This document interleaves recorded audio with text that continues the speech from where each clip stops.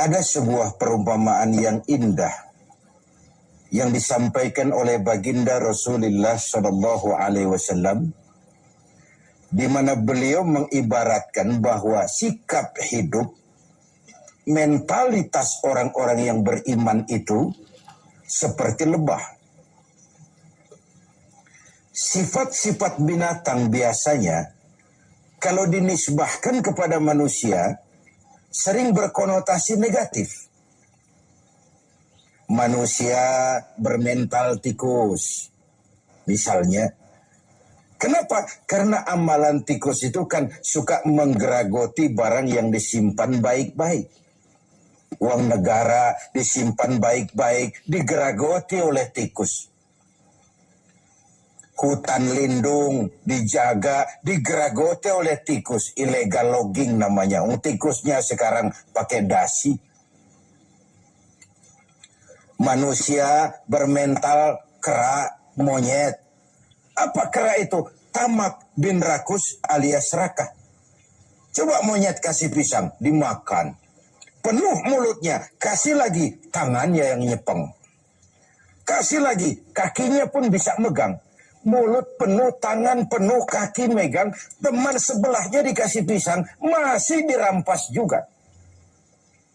Manusia bermental monyet menjadi penghalang bagi tumbuhnya pemerataan. Sehingga sering terjadilah gunung ditimbun, sumur digali. Gunung yang sudah tinggi itu ditimbun, sumur yang sudah dalam itu pun masih digali lagi. Jadi sifat binatang kalau dinisbahkan kepada manusia sering berkonotasi negatif. Tapi kali ini Rasul mengibaratkan mentalitas seorang mukmin seperti lebah, tawon. Apa sih lebah itu? Dan kenapa orang mukmin seperti itu? Mari kita kaji lebah ini. Yang pertama, lebah itu yang dihisap selalu saripati bunga. Belum pernah lebah makan yang lain.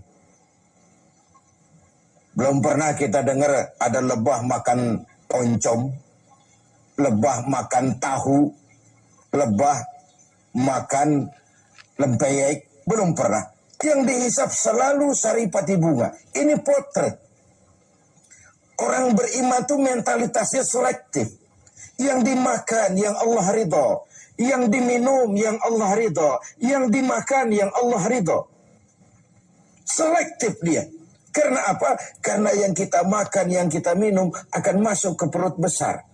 Digiling oleh perut besar, melahirkan energi, menggerakkan sel-sel pembuluh saraf. Kalau itu dihasilkan dari makanan haram, kita akan cenderung berpikir yang haram juga. Gak ada maling mikirin majelis taklim. Yang dipikirin rumah siapa lagi nanti malam. Karena itu umat ini orang beriman selektif. Yang diminum yang Allah ridha, yang dimakan yang Allah ridha, yang dipakai pun yang Allah ridha. Itu mentalitas. Kita hidup di zaman di mana dunia makin mengglobal. Persaingan semakin tajam dan ketat. Tapi seiring dengan itu, kita makin banyak punya pilihan. Jangankan soal makan dan minum. Soal ibadah saja, orang sudah banyak pilihan sekarang ini. Di depan rumahnya ada masjid. Dia sholat Jumat ke masjid lain yang lebih jauh. Dia mau bayar taksi. Waktu orang tanya, Bung, depan rumahmu kan masjid. Kenapa kau berongkos sholat ke tempat yang lebih jauh? Apa jawabnya? Saya sholat di sana merasa tambah ilmu, mas. Khutbahnya bagus, sholatnya khusyuk, imamnya bacaannya fasih. Masjid kita ini khutbahnya bahasa Arab, khotibnya aja nggak ngerti, apalagi saya. Ibadah pun orang sudah memilih. Begitulah kemudahan-kemudahan yang dihasilkan oleh ilmu dan teknologi menyebabkan kita mempunyai banyak pilihan. Karena itu dalam hal sandang, pangan, dan papan, filter harus kuat. Orang mukmin mentalitasnya tidak asal pakai, tidak asal makan, tidak asal minum, tapi ada frame. Allah ridho apa tidak?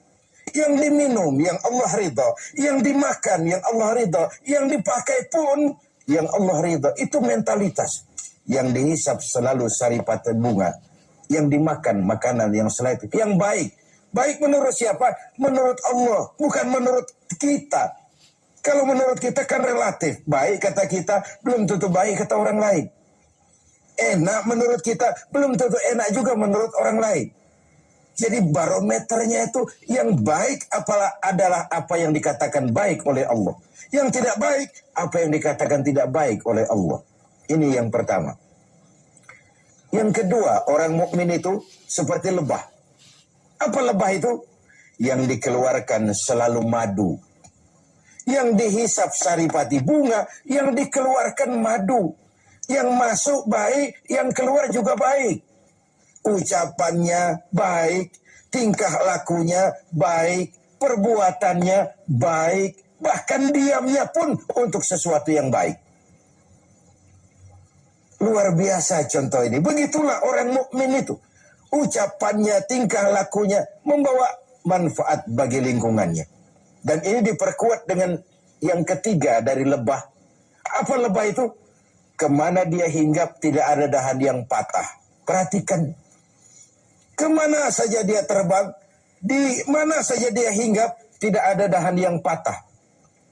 Kalau ini mentalitas orang mukmin, artinya kemanapun dia pergi, dimanapun dia tinggal, pantang. Dia jadi biang kerok buat lingkungannya.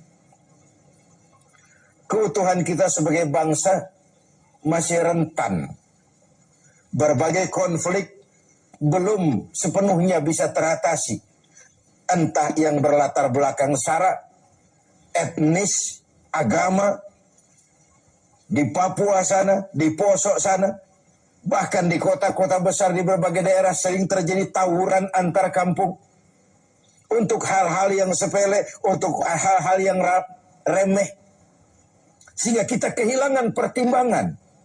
Seorang mukmin tidak beriman dianggap kalau tetangganya tidak pernah aman dari gangguan lidahnya atau gangguan tangannya. Wallahi la yu'min, la yu'min, la yu'min. Sampai 3 kali Rasul menyatakan, demi Allah, belum dinyatakan beriman. Belum beriman, belum beriman. Sampai tetanggamu aman dari gangguan lidahmu dan gangguan tanganmu. Begitulah kita ini. Orang mukmin dituntut menjadi manfaat bagi lingkungannya. Kemana dia hinggap, tidak ada dahan yang patah. Tapi yang keempat, lebah. Jangan coba-coba diusik. Jangan coba-coba diganggu.